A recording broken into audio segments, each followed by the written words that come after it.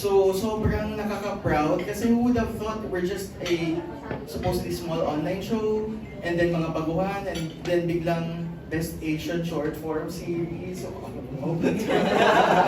wow, so yun, I feel pride for the creative team, for the production team, for our directors, and then of course, especially to our cast members. I'm hoping na yung award na yan, it will inspire them na there are no small projects, there are no big projects. Just put your heart into it.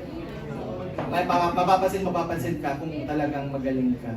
Pero Chris and I were shooting our next project, Deadline, together.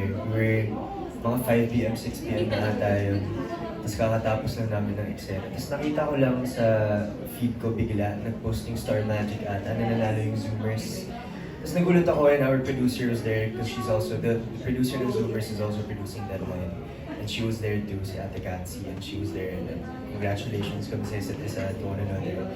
And nakakabigla lang kasi after that, we just sort of went back to shooting the movie. Pero it's para sa akin, yun nga, parang sabi ni Directed na there are no small projects. Parang yun nga, yung sa amin, Zoomers is a very small family. So nakakahanga para sa akin na we were able to win such a big award like that. Yes, international to. Grabe. Super grateful and super thankful. Lalong-lalo na po sa mga naniwala sa amin. Behind the camera yan sila. Direk Lauren, Direk Ted, Direk Chad. Yun po talaga yung mga unang tao na naniwala sa amin and nagtiwala sa amin. So, ayun, super thankful po talaga.